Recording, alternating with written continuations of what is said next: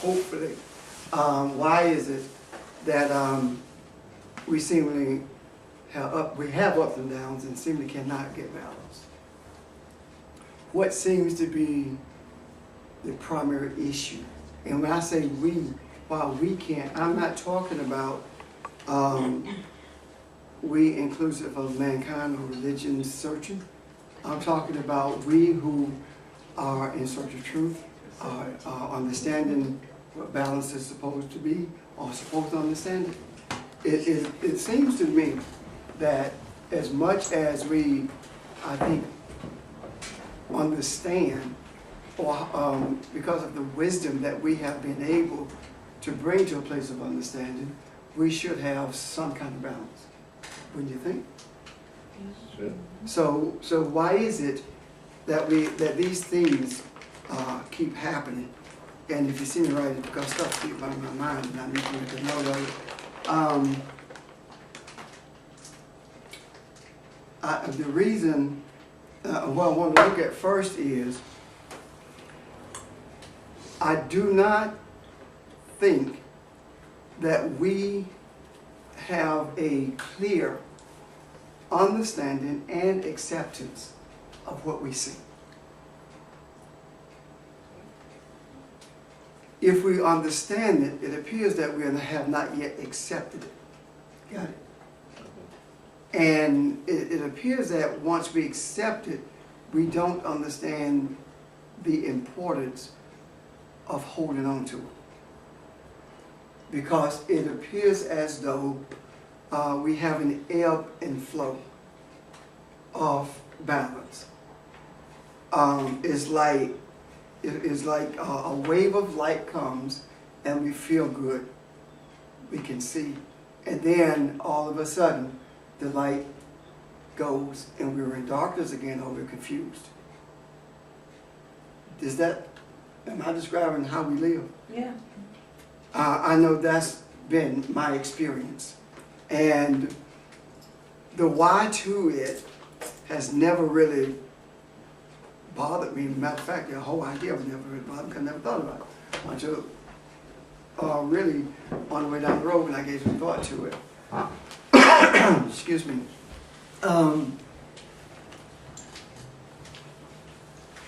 One of the reasons, and there are probably several, some of which I would talk about and some I don't even see.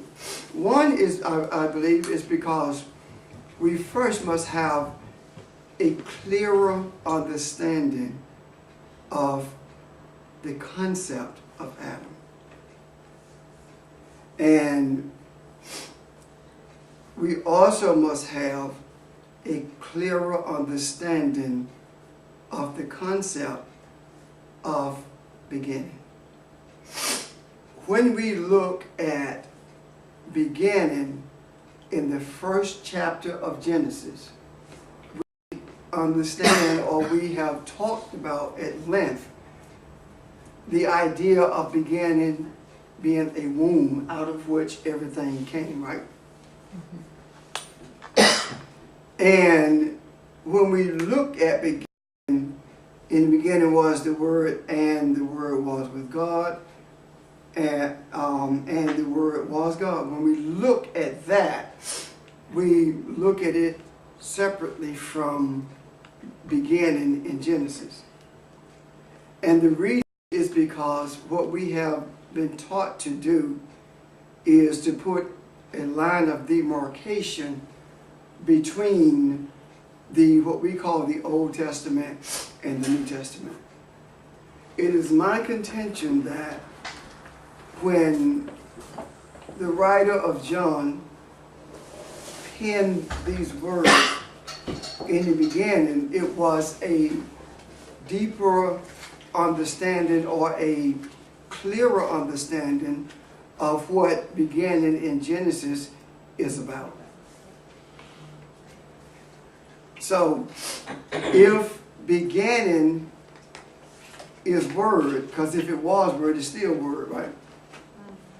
Then Word has to be understood also.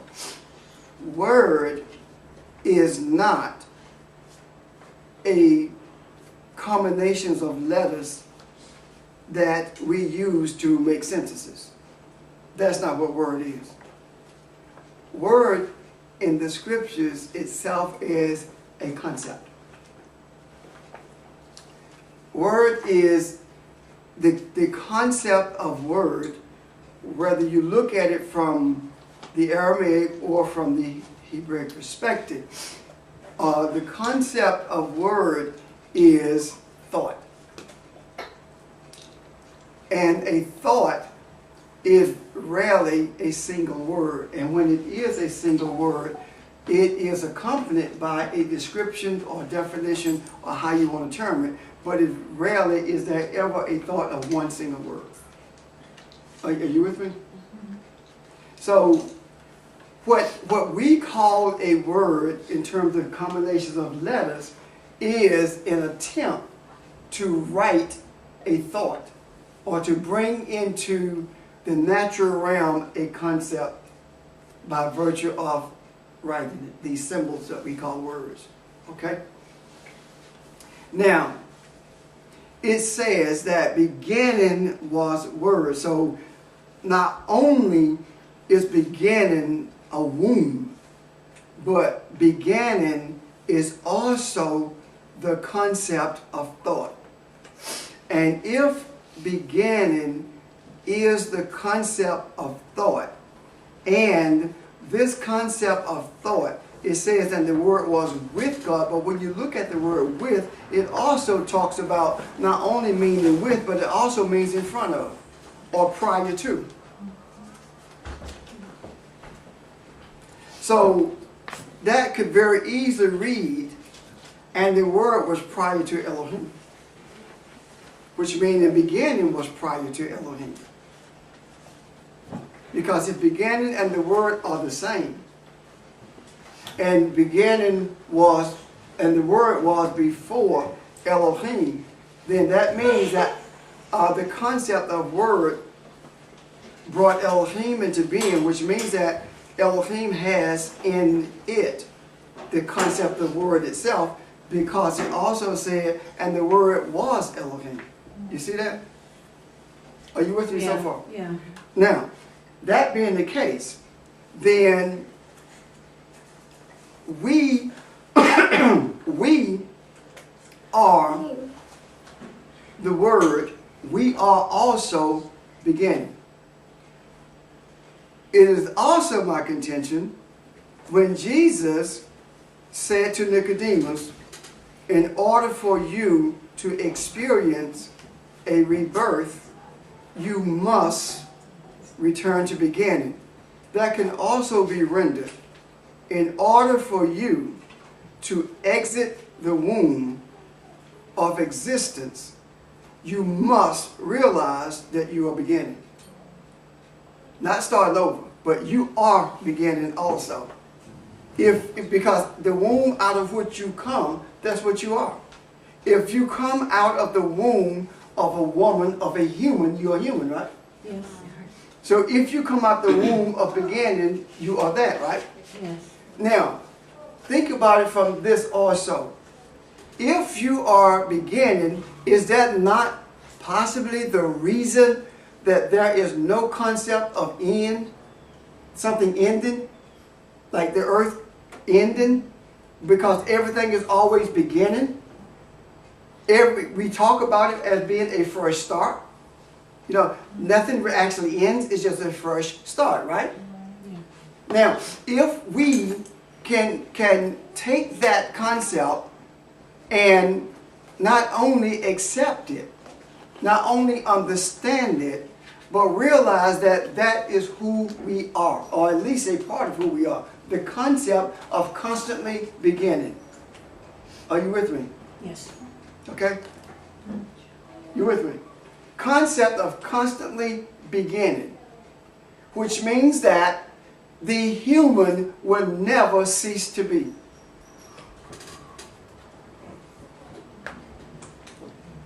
And the reason the human will never cease to be is because the human was brought into existence by the thought of the entity or the concept of Adam. Got it? Hello? Yes. Okay. And if it was brought into being, human being, right? Being human, by the concept of Adam, and we look at it as though these human bodies are one day going to be no more, and everything is going to return to the spiritual as we have been taught, as we have thought, right? And I know you've been taught that because I taught it. If nobody else taught you, I did. Because that's how I saw it. However, if there is no ending, then there cannot be an end to these bodies. So how do we reconcile that with the idea or with the concept, the belief, the understanding that we are spiritual? It is reconciled by understanding that the concept of Adam was given free will. And the free will of which I speak is not the free will to walk over there and smack your knees, or not the free will to find another job. It's more the free will to create as he chose. Can you see that? And if he had the free will to create as he chose to create, or to create what he chose to create, then the concept of what he chose to create, he chose to use the substance in the tree of knowledge of good and evil. And the substance that he chose to use from the tree of knowledge of good and evil, he chose to use that substance separate from a womb, the Creator, Father, Mother, because he said, for this cause, right, shall a man leave his father and his mother. But it doesn't say that. It says father, mother, or womb in Aramaic. And by the way, Aramaic is older than Hebrew. And so it would have read a bit, a womb, which is father, mother. And the difference between the earthly womb and the heavenly womb is where you put the emphasis on the pronunciation. If you say a broom with the B, that's earthly. If you say a room with the W, that's Heavenly Father. That's how closely related they are. Are you with me? But conceptually, as humans, that was separated by us. There's a difference between who we call the Heavenly Father and the earthly Father. But we don't see them as being closely related, which means that we don't see the earthly Father as being spiritual, even though it is. And I don't mean father in the sense of a man as much as I mean father in the sense of a seed. Because you cannot have the father without the mother. Both of them are the same entity. Because it has to have a seed and a womb, doesn't it? Yeah. In order to produce. So, that being said, when the Adam was given a choice, the Adam made that choice.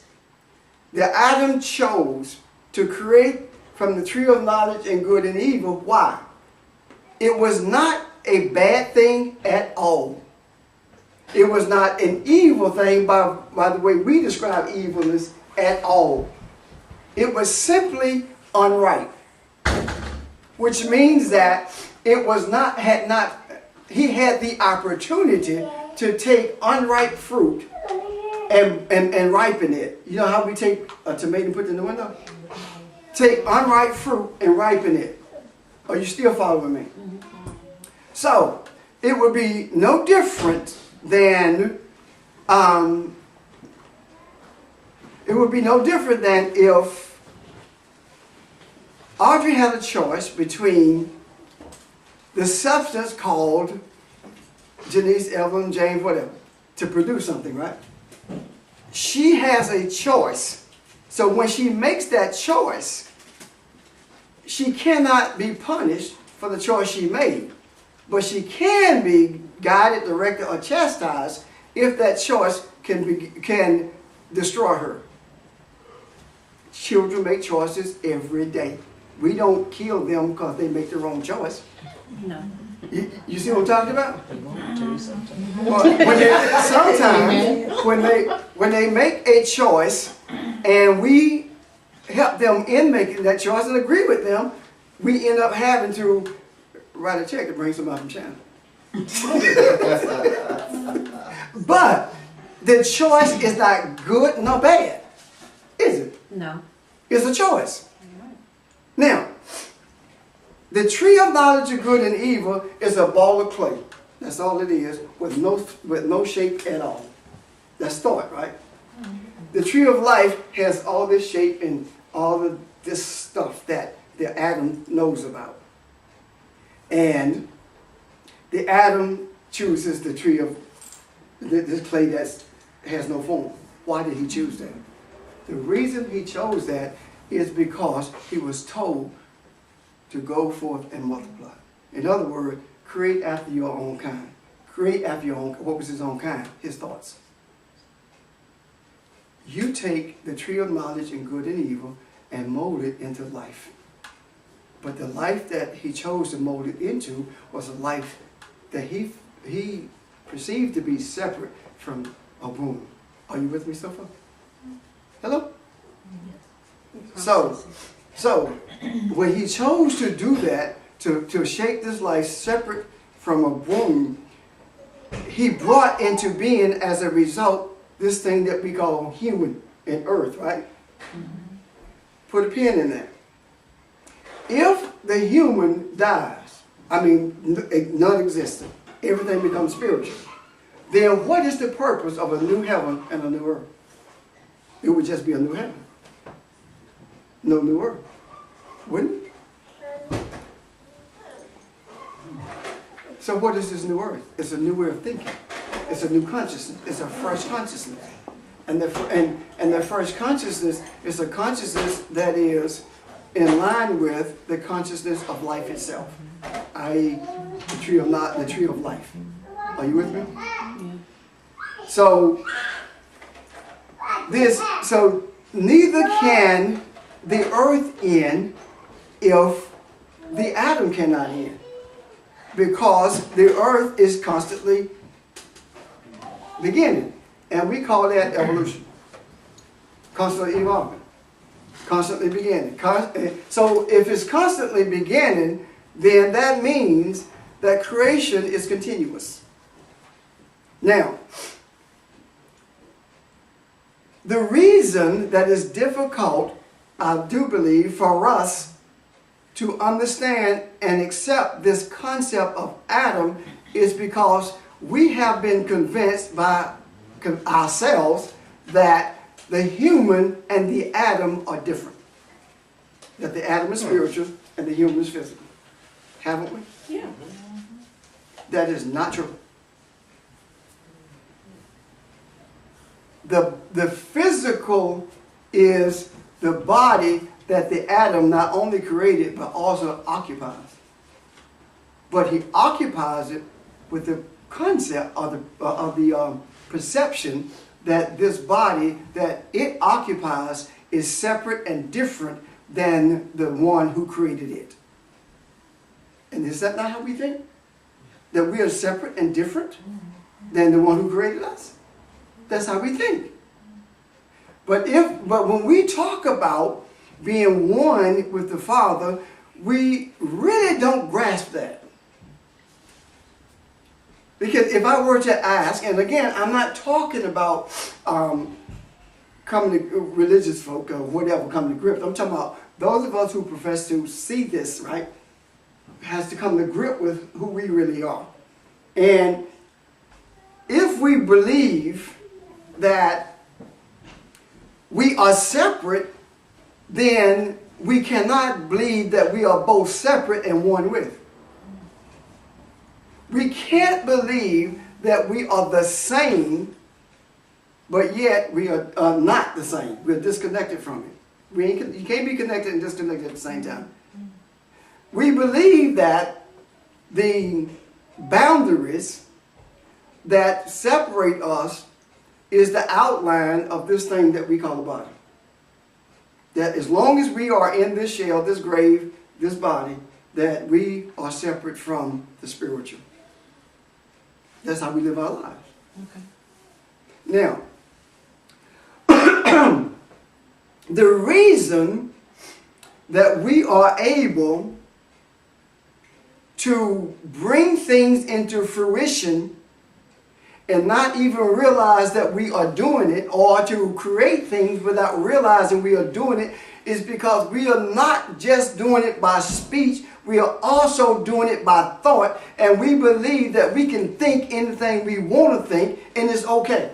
All we have to do is, if it's something that is not pleasing, we just say, I'm going to let that go. But you have to correct that. Why? Because you have put the seed into the realm, be it spiritual or what we call earthly, to bring that into fruition. When we begin to see that there is no difference between Elohim and us, we are exactly the same, and we have the same origin, the same source of life, light, everything that is.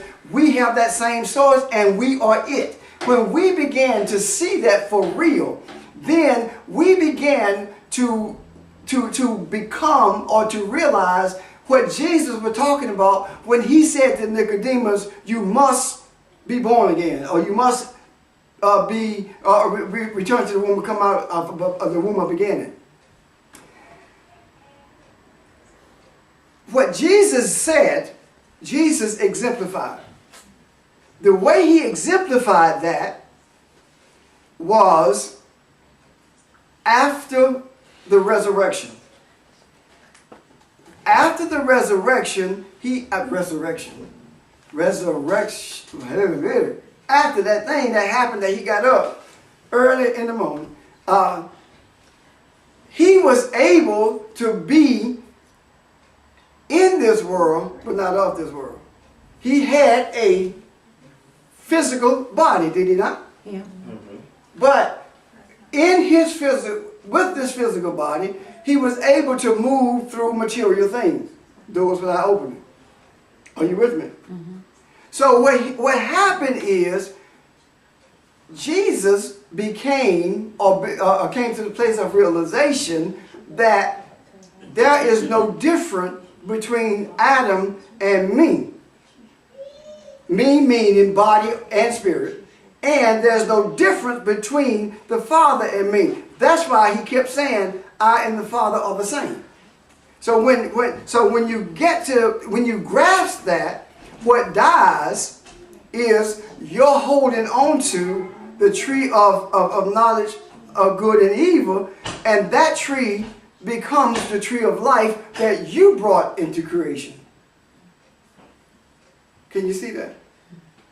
The transformation of thought is what transformed the tree of knowledge of good and evil that you are into the tree of life. Which means you have brought life, light, enlightenment into earth. Now, how did all of this transpire with Jesus? Where did this understanding come from? Why is it that is written in the book and is right before our eyes and we don't see it? The reason we don't see it is because we have locked in our heads that the beginning was Word, and the Word was with beginning as opposed to being before beginning, and the Word was Elohim. So you see, we have that separation there, as opposed to that thread that runs through uninhibited. Jesus showed us how this thing begins. What was termed or deemed by the scriptures the first miracle that Jesus did? You mean in the Bible? Yeah. Turn water into wine. Turn water into wine. Mm-hmm. What happened is that Jesus, at that point, started the journey towards understanding, towards not only understanding, but teaching the disciples what it means to be one with the Father, what it means to be the Adam, what it means that the human is the creation of the Adam. It cannot die, it cannot cease to exist, but it must come into, through his thoughts, of course, must come into the sameness with the Father. Can you see that? He began that at that point. Now, how do I see that? In order for Jesus to begin that journey, he had to come to grips with one thing to begin it.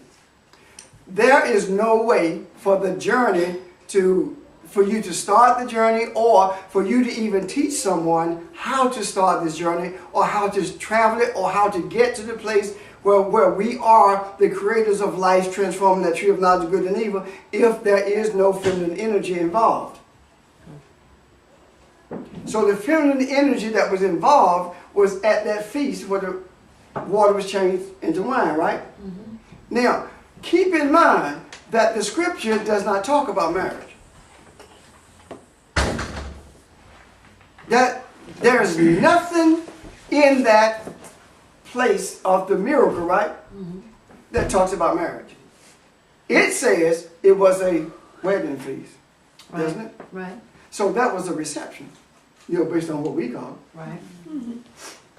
So, if that were the case, then it is also my contention that when Jesus connected with the feminine energy, Mary Magdalene, that it was saying, by virtue of not giving specific instructions of how that's done, that it does not matter how it's done as long as the intent and purpose is pure. But it must be done. Are you with me? Yeah. You don't know how you met the person you're in a relationship with.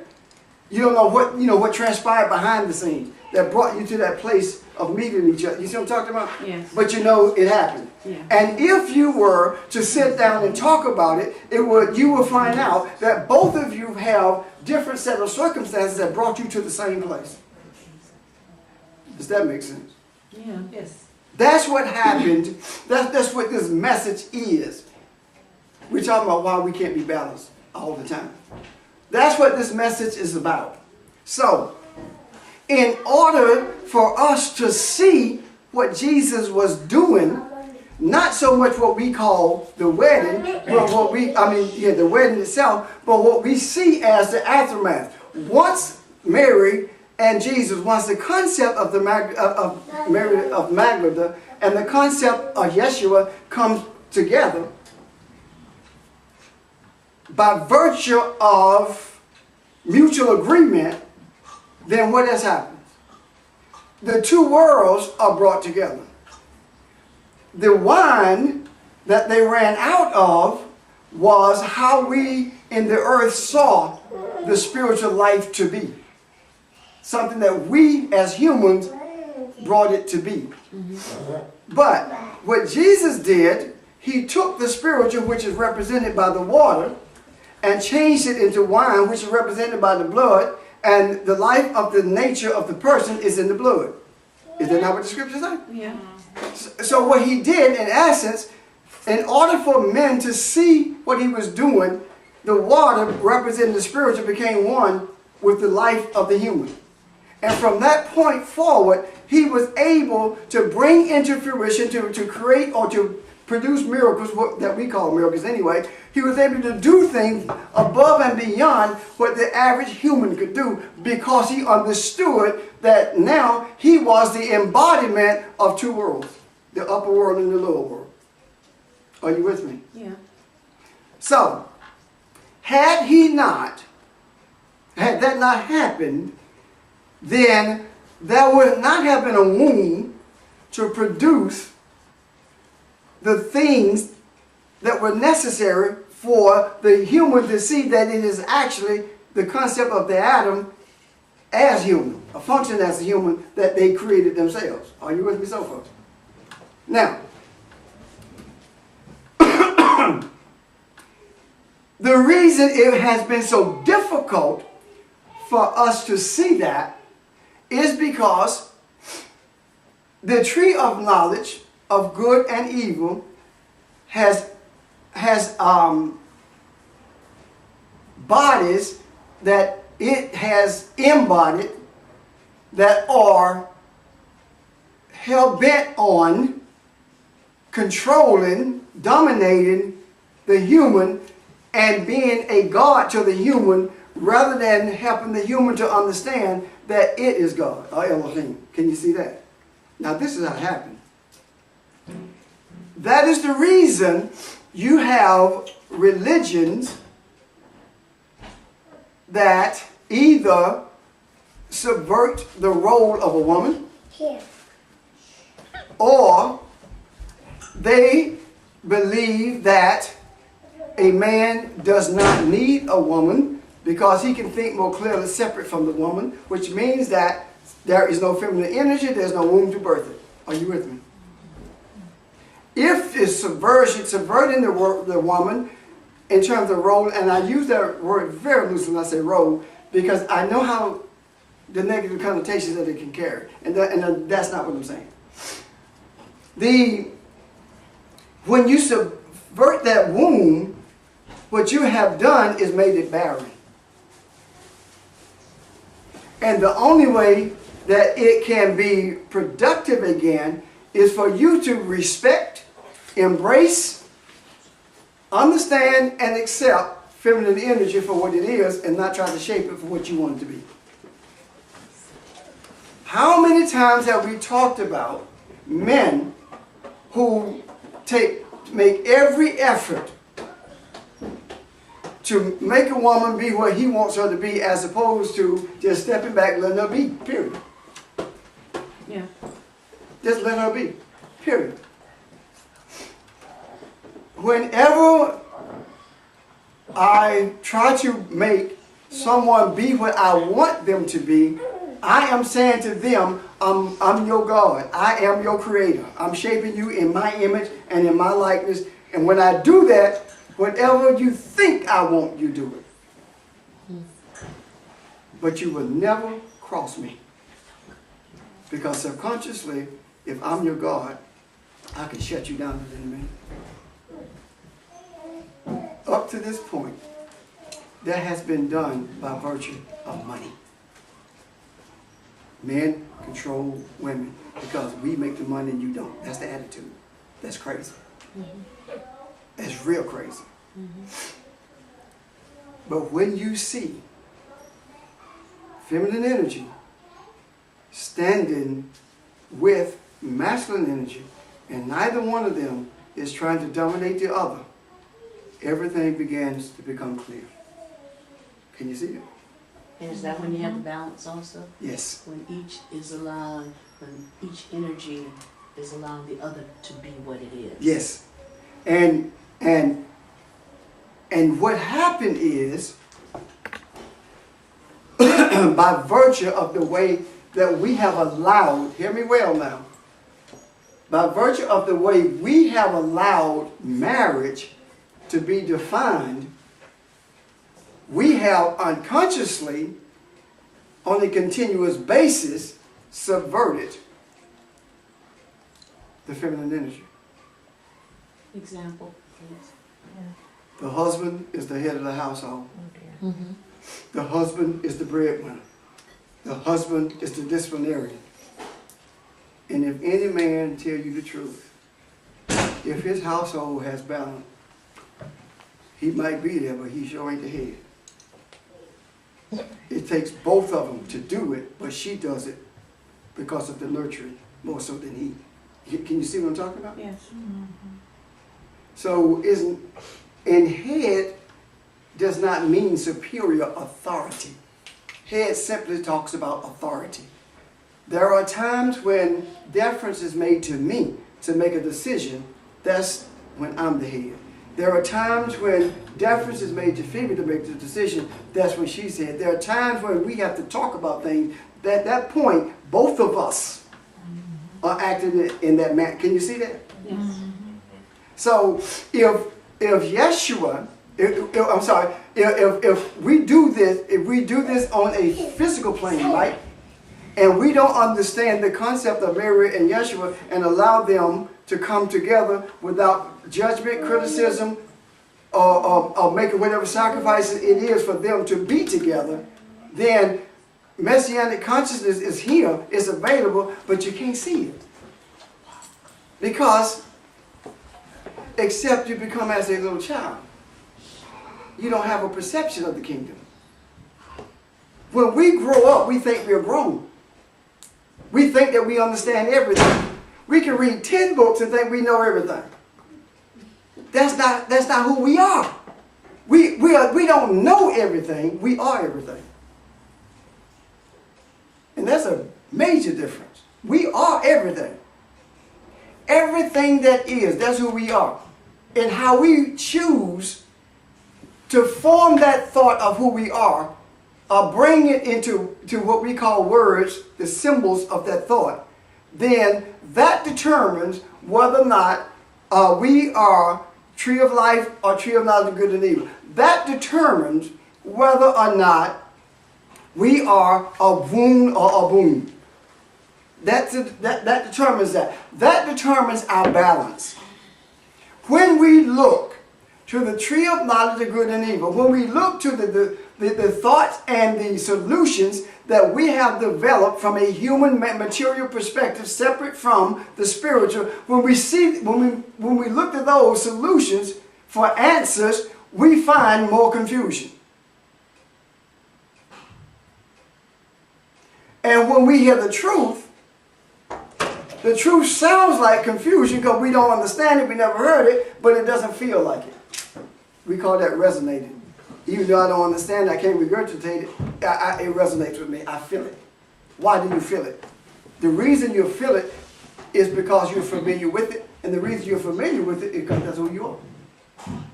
Are you following me? And I do understand that at some point, you're probably going to have to listen to this again and again.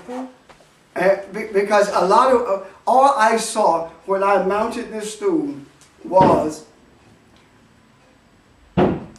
there is a way to become balanced. That's all I saw. And the rest of it, is as I move forward, that's what I'm beginning to see. Now, every religion that I know of, in terms of prominently known religion, all of them are male-dominated. Yes. Every one of them are male-dominated.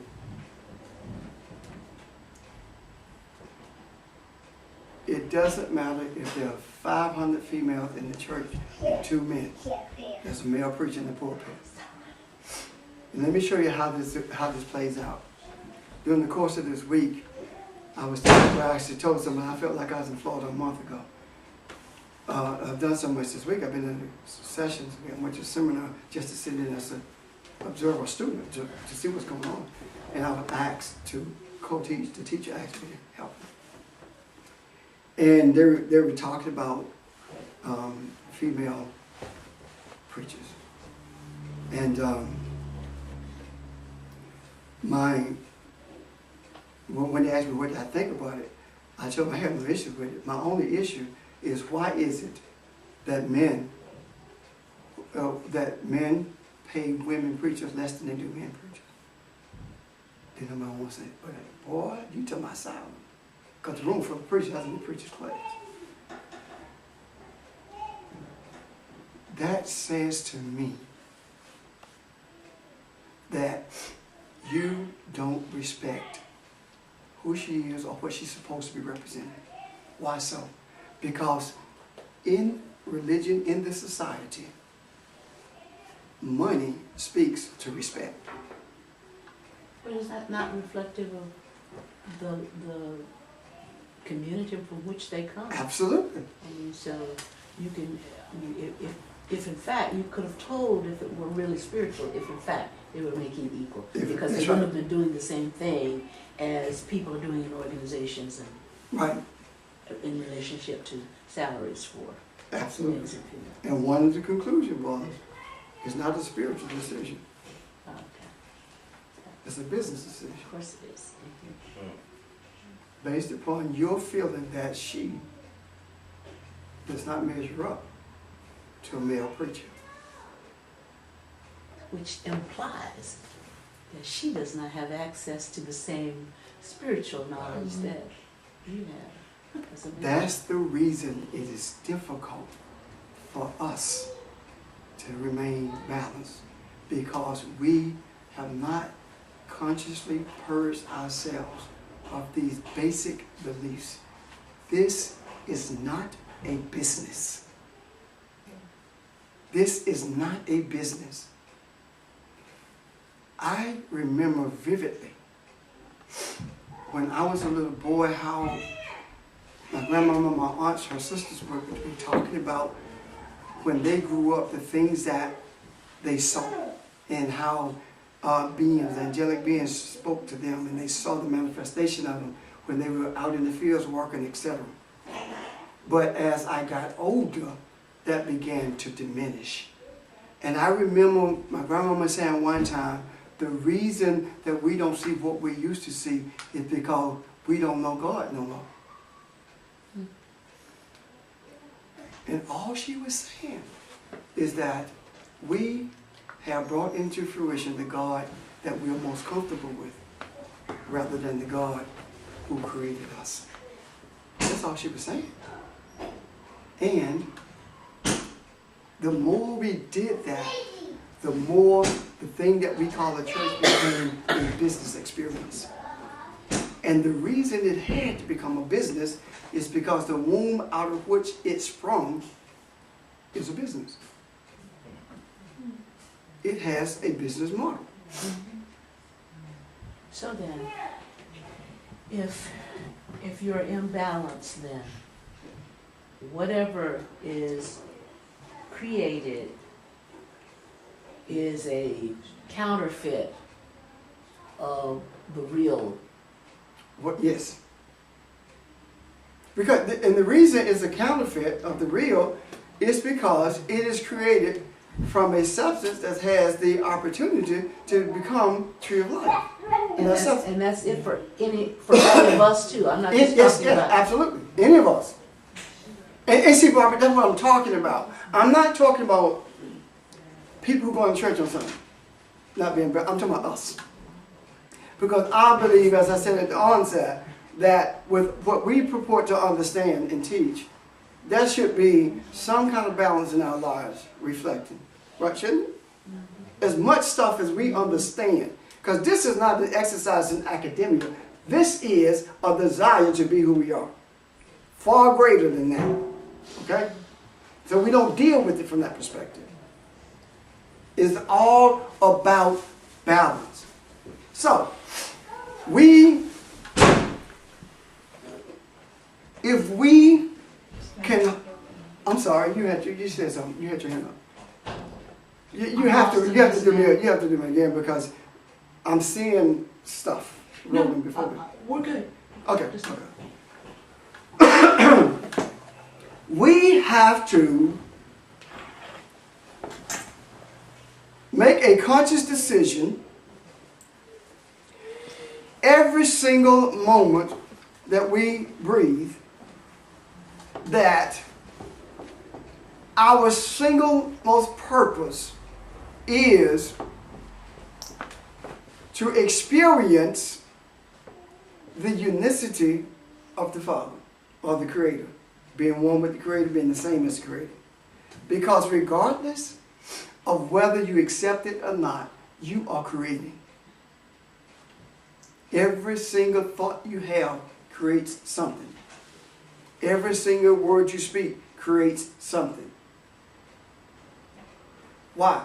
Because you are life. And if you are not life, then Elohim is not life. Because we were created in the atom, right? So we are the atom that believes that it is separate from its own thoughts. Because each one of us represent thoughts, do we not?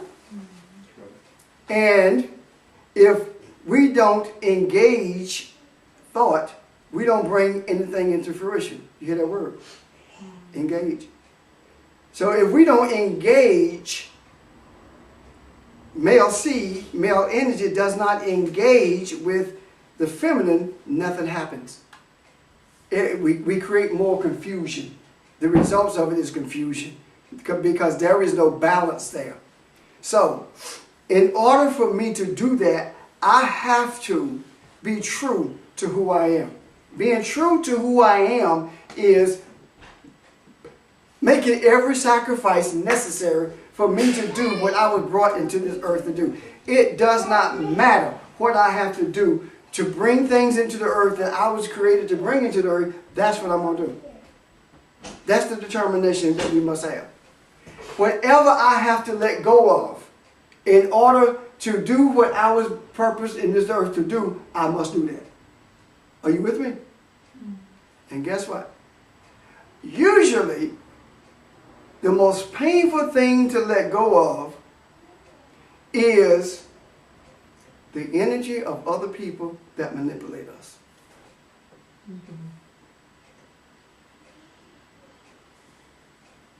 Think about it. That's the most difficult energy to let go of. Well, even if you let go of the people, you can go find somebody else to do the same thing. That's, well, the whole thing about domestic abuse. Mhm. That energy that manipulates you is not the person, it's bigger than the person who's doing the manipulation. And that's difficult to let go of because we have become comfortable with it. And as long as we are comfortable with it, we will not be balanced to the point where we are one with the Creator. Because manipulation is another way of saying, I am your God. If I manipulate you, I must step back. And when I say step back, of course I don't mean physically. I must see the big picture. And the big picture is the human realizing that it is spiritual. That is the reason this body, the atoms in this body are constantly moving. Everything that's physical is constantly moving. And it's constantly doing what? Renewing itself. Isn't it? The cells are constantly renewing themselves. That is the reason why. You would hear scientists tell you that the body was not really designed to die. So why does it die? Because we deeply believe that we are separate from life.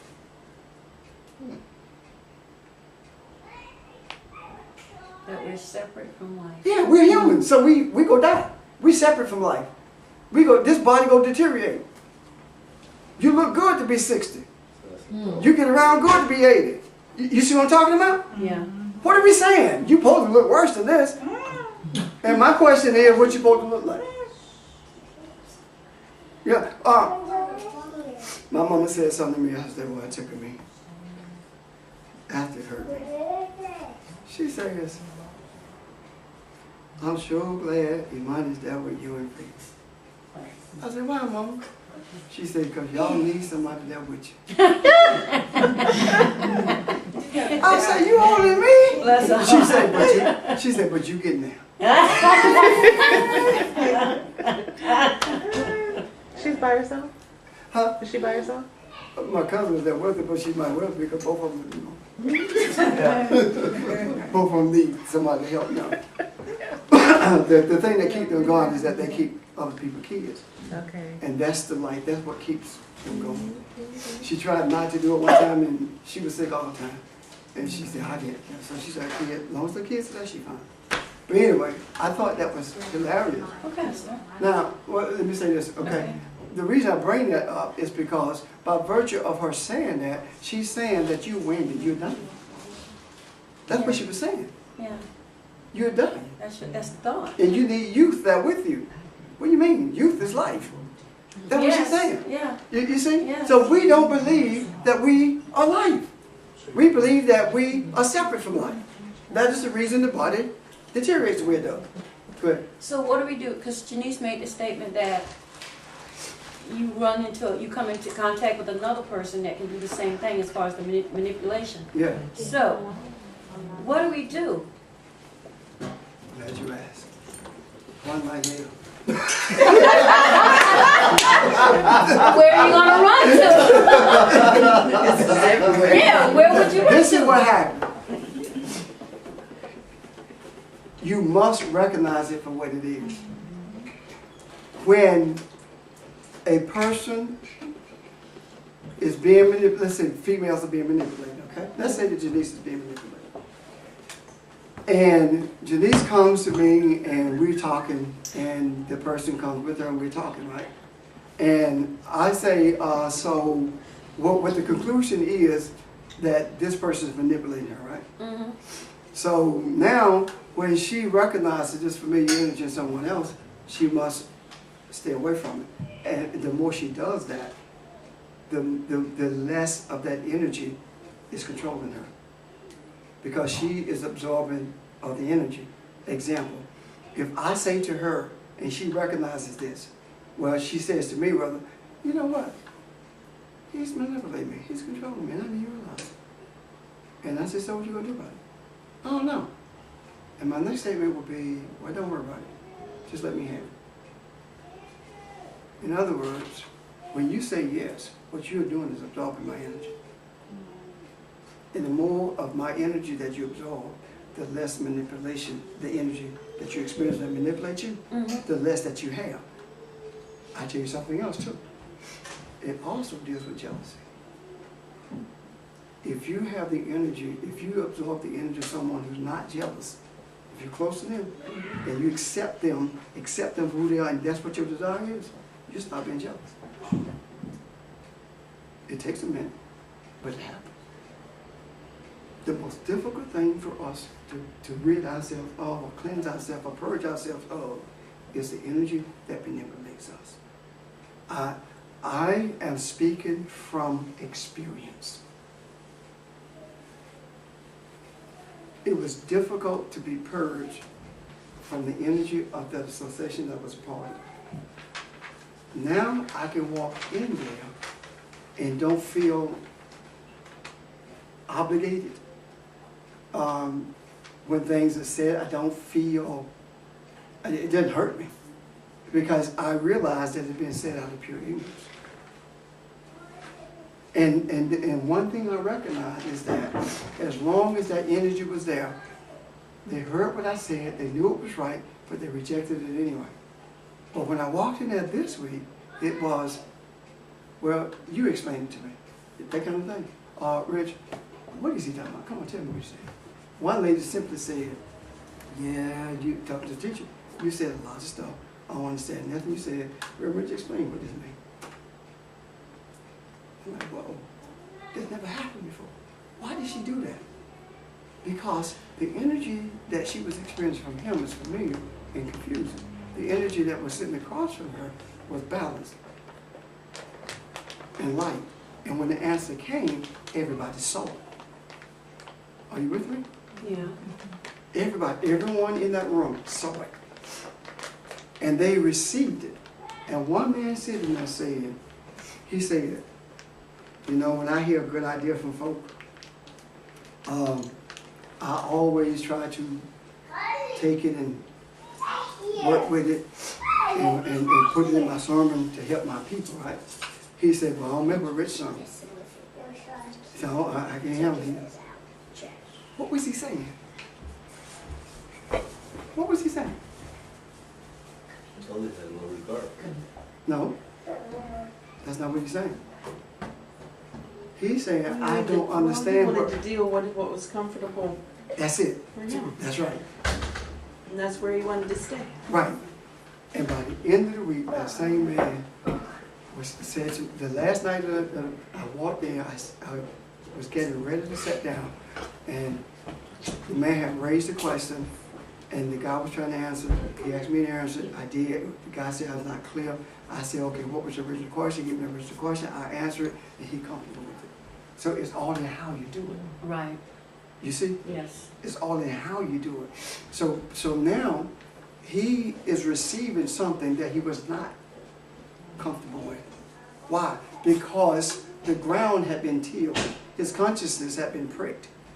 So now the seed can be sown. And if he cultivates it, if he chooses to, now he will seek light. Now, back to the original, who we originally began talking about. How do we maintain balance, right? Yes. How do we maintain balance? By respecting, accepting and understanding the relevance of masculine and feminine energy, masculine and feminine life. When I say understanding it and accepting it, my accepting includes receiving things that you don't understand, but it resonates. That is the reason you have to be at a place where you trust what you receive. When in religious settings, the reason there are so many arguments is because there's so much confusion. The greatest contention or tensions that we have or should have with us is understanding the scripture, not in a negative way, tension either. You know? What do you mean by that? That kind of thing. There is a technology that I believe is right before us in the scriptures that does exactly what I've been talking about in terms of balance. And that technology is the 10 Commandments. The 10 utterances. And it sounds so simple, doesn't it? And it really is. But we have made it complicated because we have created all these things that we believe about it, you know? You remember the day that we were sitting in the conference and we were talking about adultery and how it could not possibly mean that only applied to women? Mm-hmm. You remember that? Mm-hmm. And then you remember the teaching session where we like, you know what? They were wrong about that. This is what it means. You remember that? Mm-hmm. What we actually did was shaped the feminine energy and the masculine energy for what it's supposed to be instead of separating it. You got it?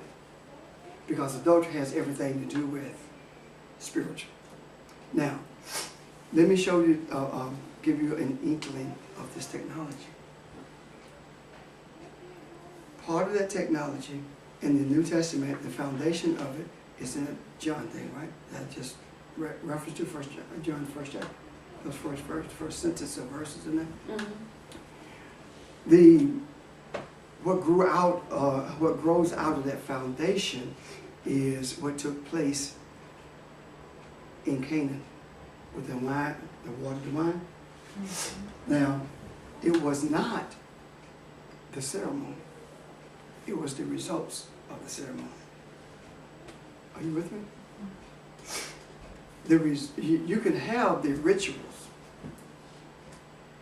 but if the two never comes together, there is no outcome. There's no result. Got it? Mm-hmm. Now, coming together means coming together in every way. Coming together in thought, emotions, physically, and spiritually. All these experiences must be there. Are you with me? Mm-hmm. Why? Because the physical, what we call the physical, is when we come together understanding the reason. Let me give an example by virtue of saying when Yeshua and Mary of Magdala came together, they brought two words together. They experienced what the Adam was brought in the earth to be. And that is one of the reasons that Yeshua had the clarity that he had. Are you with me? If they had never come together, it would never have been balanced. So the best way to manipulate men is to tell them that Jesus was never married, that women have no place in the church, that a woman should not be in the pulpit, those kinds of things, right? That's how you keep things separate. And she's a distraction and you shouldn't really engage with her. Right. Those kinds of things. Those are the distractions that keeps us from bringing balance. It matters not what kind of relationship I have with Phoebe. my superior relationship or my superior purpose is to bring light. That's it. To bring light. I have no other purpose in this earth in terms of superior purpose, right, than to teach. That's what I am supposed to do. And and teaching, in order for me to do that, I have to have, at some point in my teaching, a Yeshua, Mary Magdalene experience. And that's what opens up the other world. Are you with me?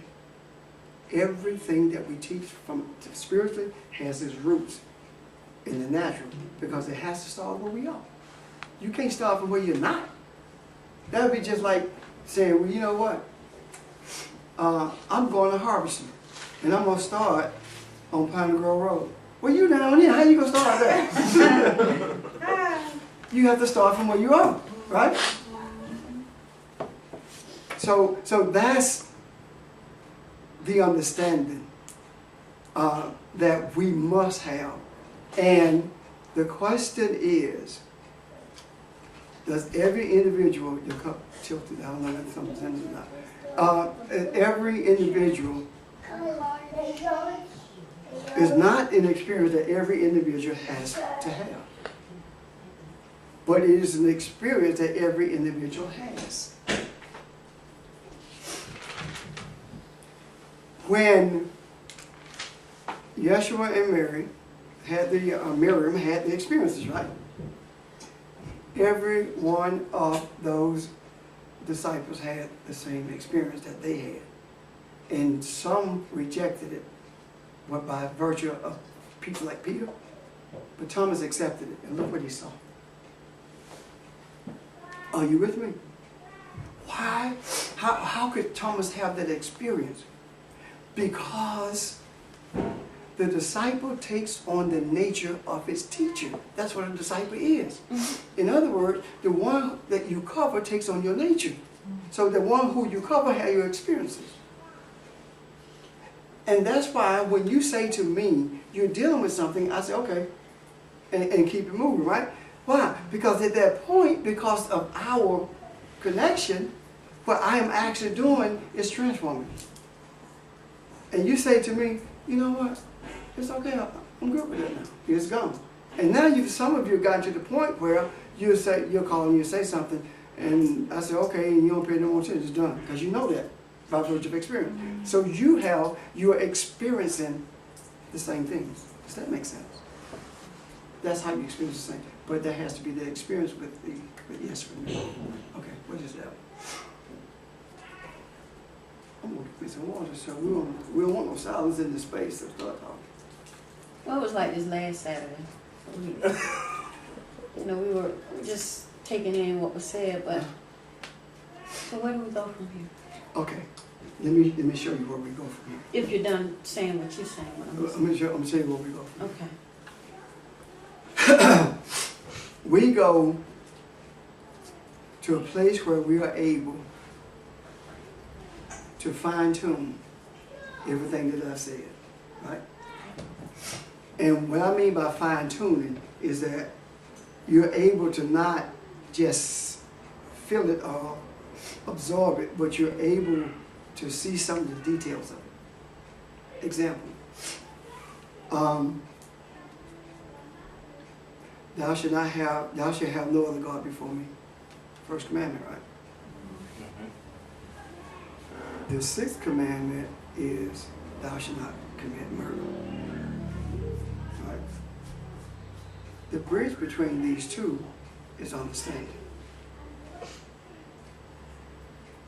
If I understand that murder is not killing your body, but murder is saying something disparaging about you, is dehumanizing you, as we put it, is always putting you down, or thinking I'm better than you, that's murder. Thou shalt have no other God before me is you should not choose to be any God other than the God that I am. So, if I recognize the divinity in you and do not take opportunities to take those pot shots at you, what I'm beginning to do is recognize that you are just as divine as I, you God. And now, the only God that I have is the one who created me, because that's who told me to treat you this way. So now that bridge of understanding is there, that gap has been bridged, and now we're able to live in both worlds with that understanding. And if you look at the commandments, the second commandment pairs with the sixth commandment, but you have to understand how they connect. That's the technology of it. That's what we got. Can I say something? You can say it. Because with the hurt that I carry, or what I'm carrying inside, Yeah. I feel it from Yeah. other people. And there's so many people who are struggling, you know, and it just hurts. And you know what? And it's heavy on me. And when you deal with the hurt that you are experiencing, you have transformed the hurt of those whose hurt you experience. Does that make sense? Yes. But you have to transform it. See, no one hurts without reason. When you feel something, it's for a reason. Deal with what you feel. One of the classic things about the technology of what I'm talking about, commandments, honor thy father and mother, that thy days may be long upon the earth, which the Lord has given. Right? Given. Thee is not there. It's given. Or giveth. We have taken that to mean that we're supposed to honor our mom and dad, haven't we? Yeah.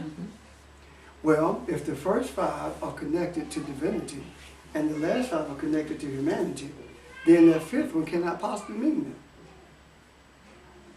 that. It must have a greater meaning than that. So, even though the sages say that it's talking about your earthly father, that you have done so much for you and you have to honor them,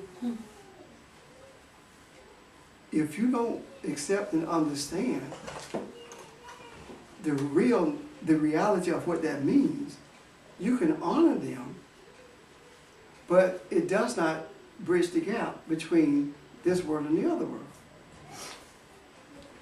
But if you bridge that gap between the two and understand what that means, then if everyone understood that, there's no way you could dishonor them, because they're a representative of what you are. Not what you want to be, but what you are. Got it? Mm-hmm. Now, what does that really mean? Well, I'm not going into it in detail, because there will be a time when I shall. Honor thy father and thy mother. It says, glorify or boom, so that your life, your consciousness of life itself will increase. Or there's an expansion, because Dave talks about expansion. Okay.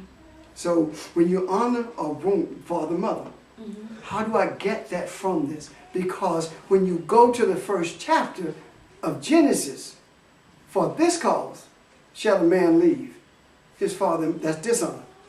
A boom. You see what I'm talking about? Yeah. It's talking about bringing that place back, bringing your thoughts back to beginning, back to who you were created to be. Don't create in your mind a division between the one who created you. And that is the reason when you go through Genesis and God or the Lord, however it's written there, is talking to the man in the garden or the entity in the garden. He never says Isha, he always says Adam. Why? Because it's only Ish and Isha in Adam's thoughts, not in reality. Okay. Can you see that? Yeah. So when he recognizes when he glorifies rather the one who created, when you honor the one who created him, then it will begin to see that it is not separate Ish and Isha, it is one. Ish and Isha being one makes a Adam. Are you with me? Mm-hmm. Ish and Isha being one makes an Adam.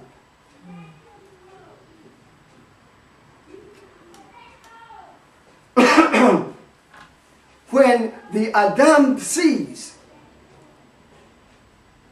that the womb is not Eve. Her name shall be called Eve because she is the source of all life. Isn't that what he said? Yeah. She is not the source of all life. Yahweh is. Are you with me? That's where we are. So when we begin to see the technology of it, the basis of it, the foundation, you understand? Yeah. That's where we are, mate. And that's where we must pick up from. Bob, what is it? It just resonates because it's almost like you're going back to the beginning when you understand that the two are in fact one. They're just feminine energy and masculine energy. So when you understand that, then you understand the concept of the Adam. It's like going back. That's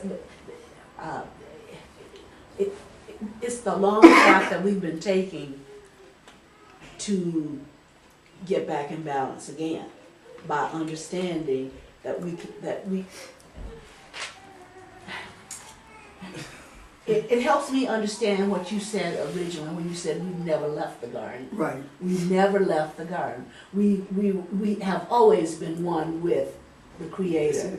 It is just what man did to begin the separation process by how Ish defined certain And things. we'll remind you of that, Bob. And so when we understand that in this realm, we begin to climb that ladder back to Right. The consciousness of oneness that we already are. Right. And when I say climb the ladder, I don't mean I that. know. It's just figuratively. Yeah. Because I am it, and it is me.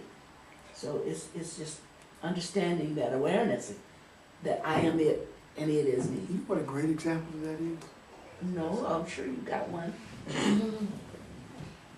Our children. Yeah. They think that we the worst people in the world when they're growing up. Mm-hmm. But when they get older and see the reasons for it, now when they think we the worst people, I'm leaving, I don't get far as I Coming can, back. I'm coming back. Yeah. In their mind, they're separated, you see? Mm-hmm. But when they get mature, they begin to see it, and they realize there was no separation in the first place. That's us. Yeah, that's exactly it. That's us. That's what it is. The reason that Miriam and Yeshua, Mary and Jesus, traveled together is because he had to have constant contact. Can you see it? Yeah. The more contact he had, the more was revealed. Wow.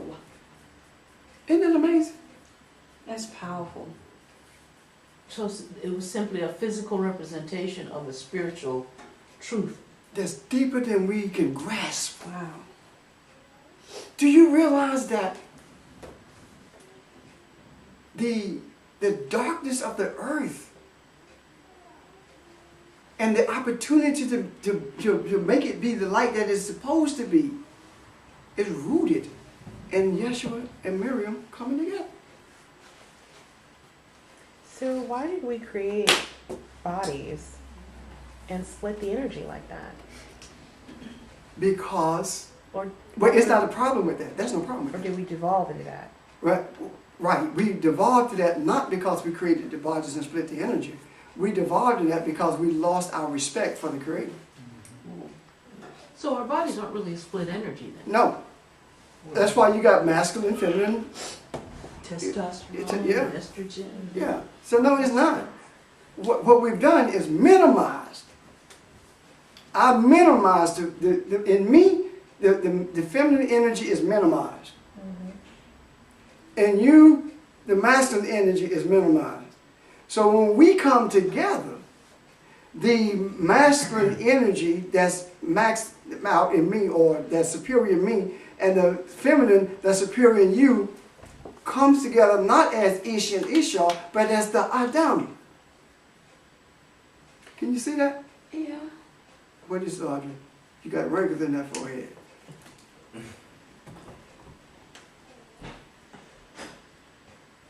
I don't know how to put it. and I haven't said anything because I don't know what I'm thinking or how it comes together. But it feels to me like it's really simple, but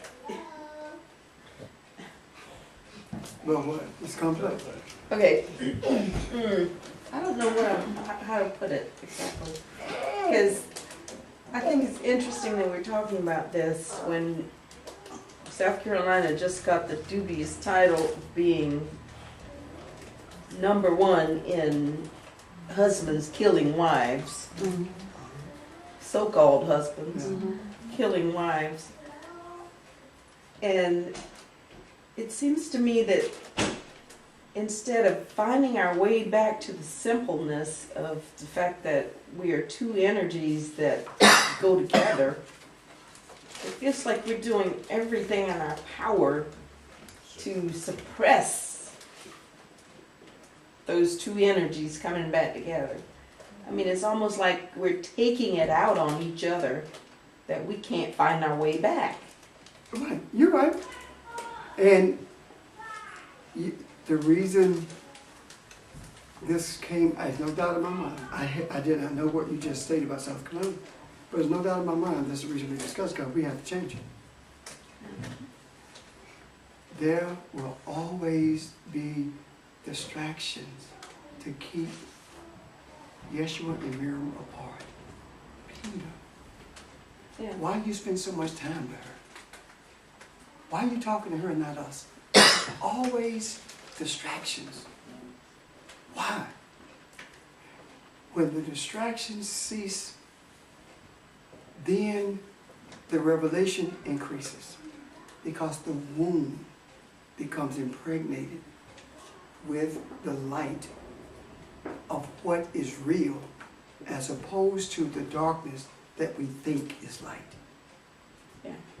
When we take a woman or a male or whomever to a counselor who does not understand the spiritual, what we are doing is taking them to something that we think is light, but it really isn't. And that's why there's no change.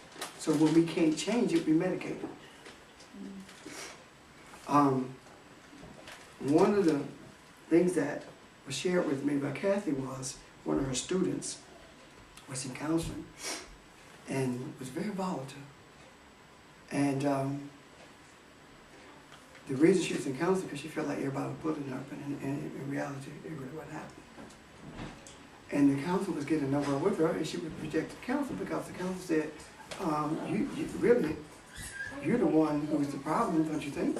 And she says she agreed with her, but she only did it because she wanted to get out of it.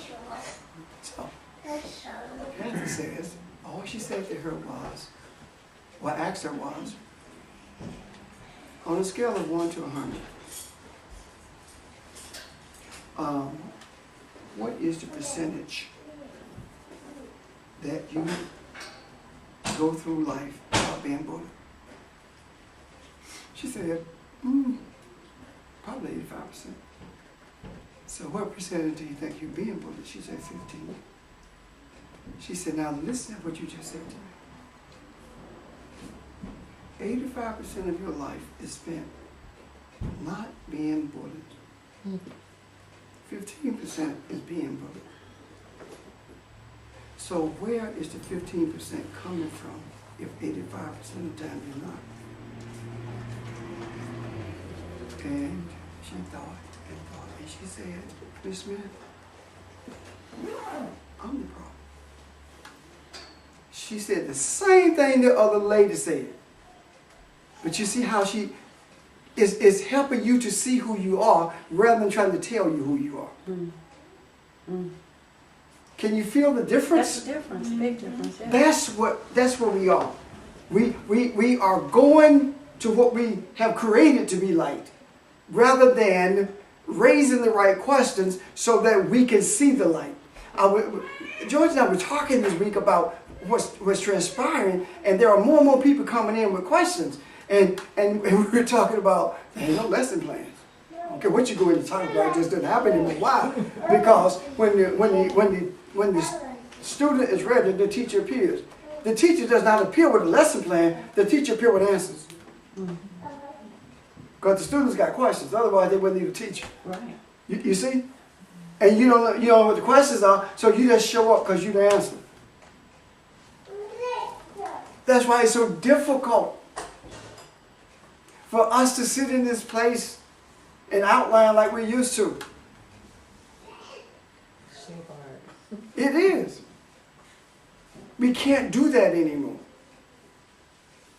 And the reason we can't do it anymore is because we have opened ourselves up to revelation period. Revelation doesn't come. The revelation that you need, the understanding that you need, the wisdom that you need broken down to you for this minute is not going to come to you yesterday. Because you didn't need it yesterday. That is the reason when I sat on the stool and started talking about the balancing, I had no idea where I was going. 99% of what I just talked about was revealed to me as I spoke. But you know why?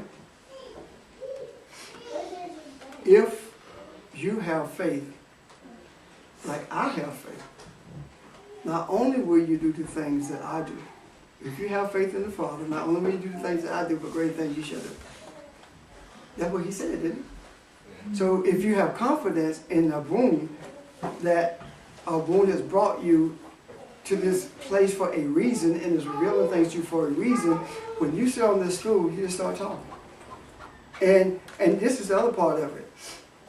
I'm aware, and didn't realize how much aware I am until lately, I am aware of when I'm not supposed to sit here.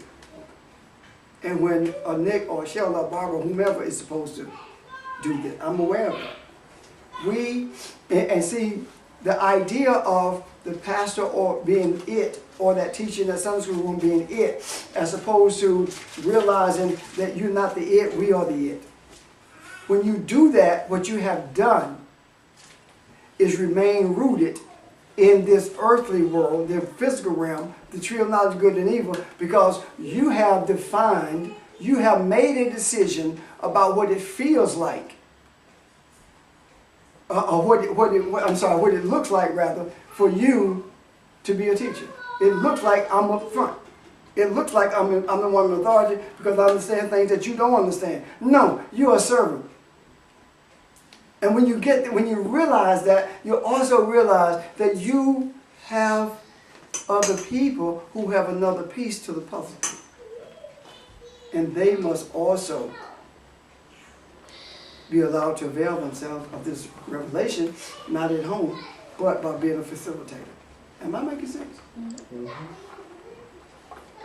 Last week we were talking just in general about life, about things, this life anyway, this illusion of life, and we talked about a lot of things, like the shutdown and why that had happened, and we talked about the lady in the car who got shot, and the intense feelings that some of us had. But then we said, okay, let's take a 30,000-foot look, meaning a spiritual look at it. What's behind it? Because all of those things happen for a reason. And so when Audrey brought up today about South Carolina and abuse, and then you were talking about balancing of energies, we talked a little bit about that last week. That's what we're here for.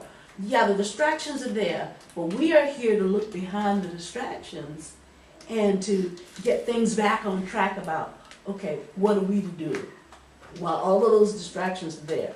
It doesn't mean you don't feel what you feel, but you know that you're more than just your initial feelings. Right. And so when you do back up and you do look at it from a broader perspective, is what you're doing as it relates to South Carolina. And just by virtue of doing that and putting it in the macro is the change. That's what changes. And so regardless of what we feel, how intense it is, etc., once we acknowledge that and say, okay, that's what it is what it is what it looks like this, but what it really is this. The really is backing up and looking behind it, taking the veil down and looking at the spiritual aspect of it. What does that mean spiritually? How does that play out spiritually? Why did we have to see the policeman shoot that woman? You know, what's behind that? What's behind the veil?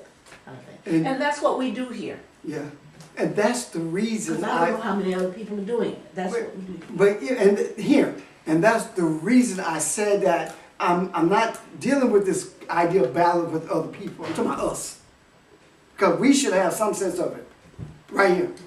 Yeah. I believe that. Well, let me ask you this question: why is it you think other societies honor hermaphrodites, and we talk disparagingly about we call them freaks of nature? Why you think maybe, just maybe, that a hermaphrodite is balanced with masculine and feminine? Maybe that these other societies that we call, what we call them, pagans, maybe they understand this balance. That's why they honor them. You know, maybe that's what they understand. Why is it that we do the same thing with a male or a female who is with a female with a female, a male with a male? Why do we do that? Because we have predetermined what balance is. We have predetermined what balance is. So we the one got it twisted. Yeah. So why do we feel like it's so wrong because a child cannot come from a female-female or male-male relationship? Who says that it's supposed to? Who says that the reason is wrong is because there can't be a baby in the womb? Maybe. Just maybe. The energy levels are trying to balance themselves, and society has spoke about it in such evil ways until they don't know how to balance that. You see where I'm coming from? Mm-hmm. Instead of trying to help balance it, accepting for what it is. I have no issue with females with females, males with males.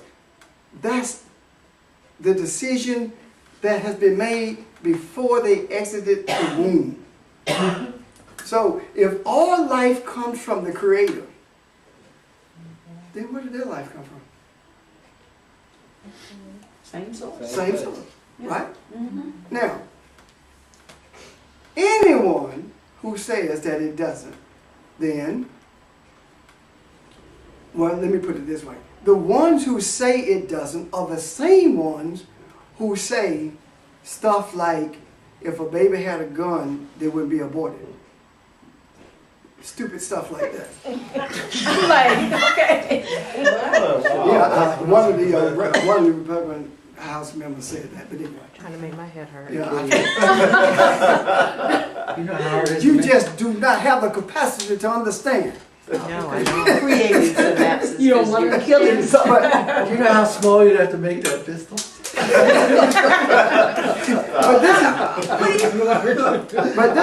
but yeah, well, at least it loosened you up some, because we were tense in here. Okay, this is the thing.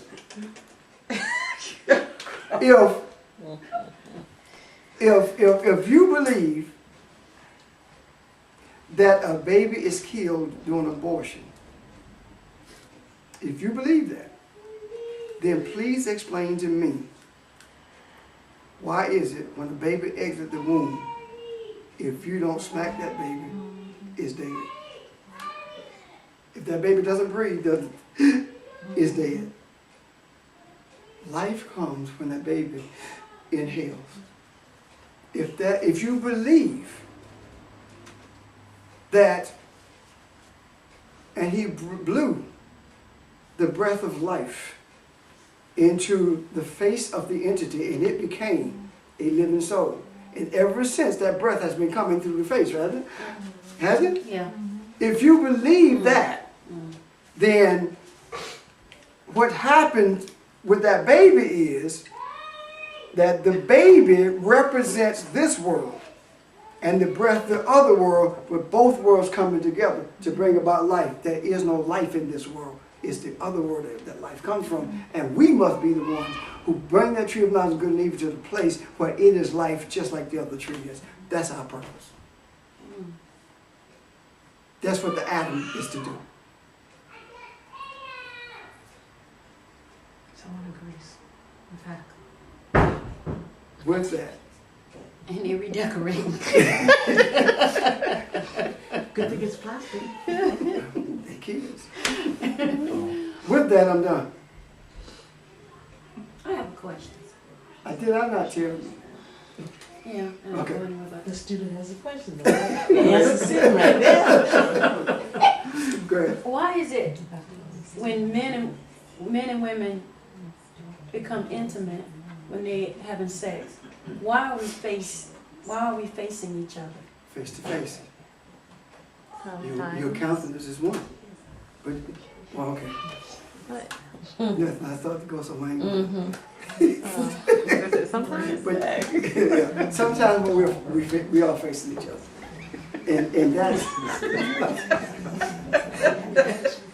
I'm confused. Am I? Am I missing something? Okay. and I was going to tell you right. When you're facing each other, I'm gonna ask you a question. Alright. When we're facing each other,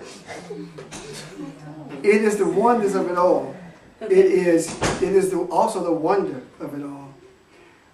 When you have never experienced, and I don't mean this facetiously, I'm serious about this. You have never experienced an orgasm when you were angry. Never. I was trying to think. Okay. Don't overthink it. What happens I'm saying, what you have done is essential to shut out the outside world. That's true. And the only focus you have at that moment is what's transpiring. The two of you. Okay. When I talked that some time ago about having that vision of the two pillars of light, my being one of them, Yeah. and those intertwined, the upper feminine energy, and the oneness of it all, and the two were never separated again. That's, the energy is there. Okay. And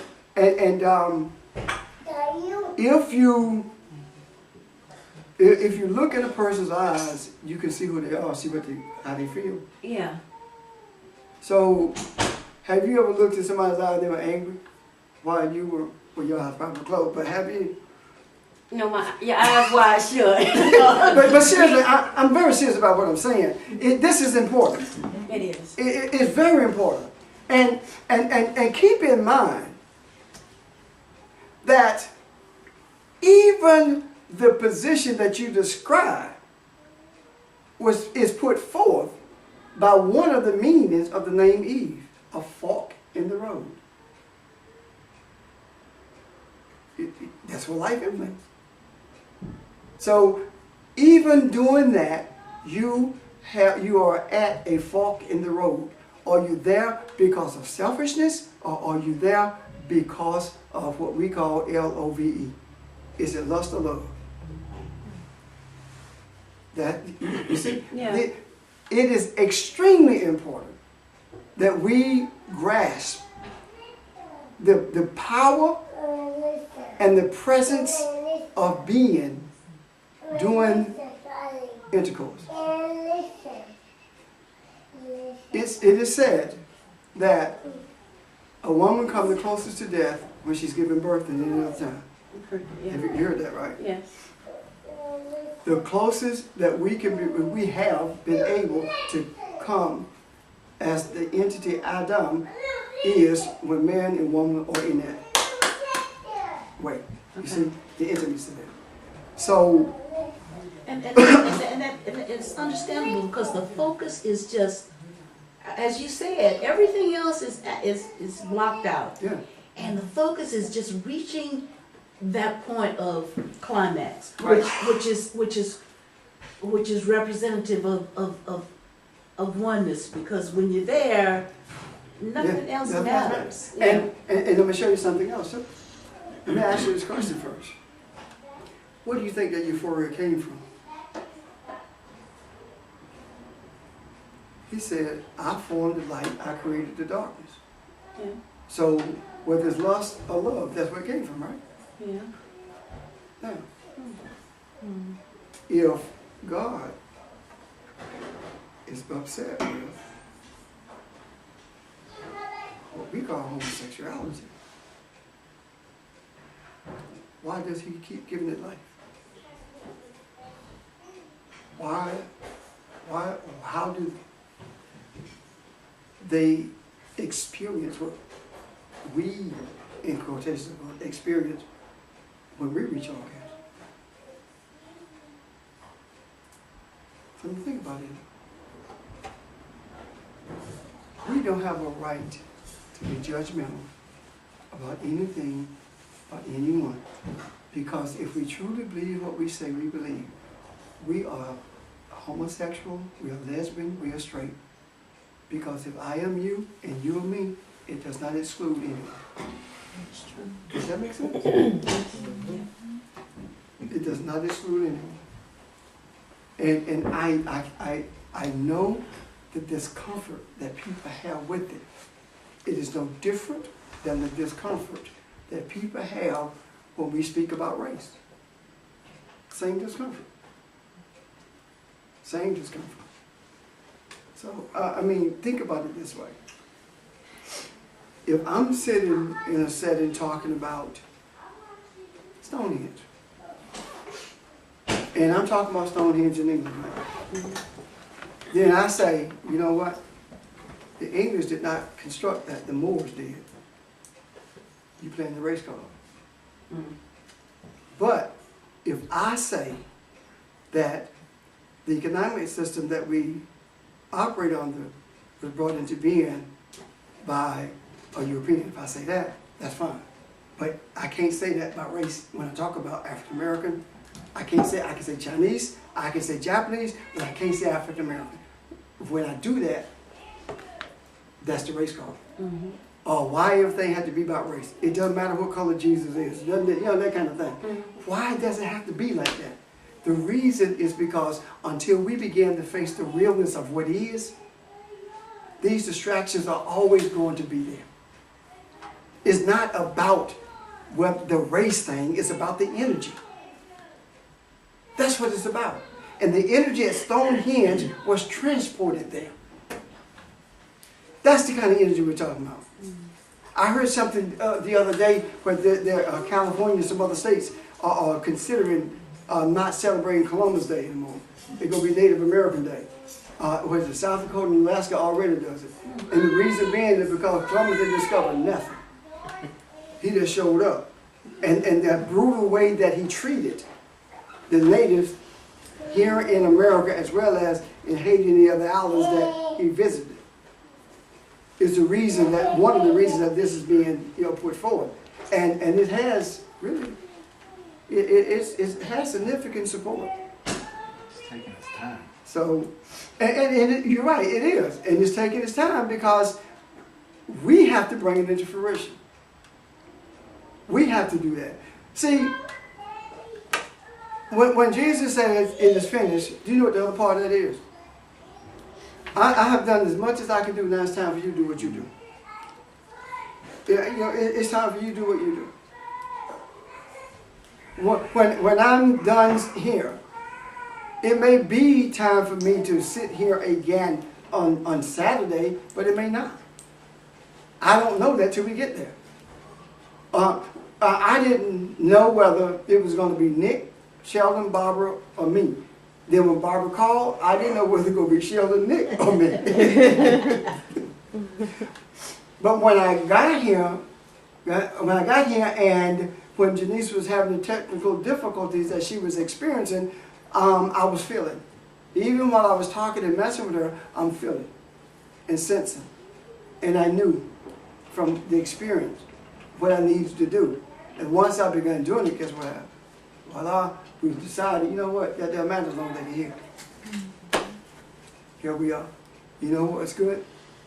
It's not about what you see with your natural eyes. It's about what you see with the eye. Hear with the heart. And that's what resonation is all about. Okay. Any other question before I say I'm done again? Huh? Okay, Mark. Janice, Audrey, Barbara, when we finish, okay? The truth of light that we are, and the light of truth that we are, affirms that we are not separate from life, but that we are life. Amen. Footnote, Pastor James Richard.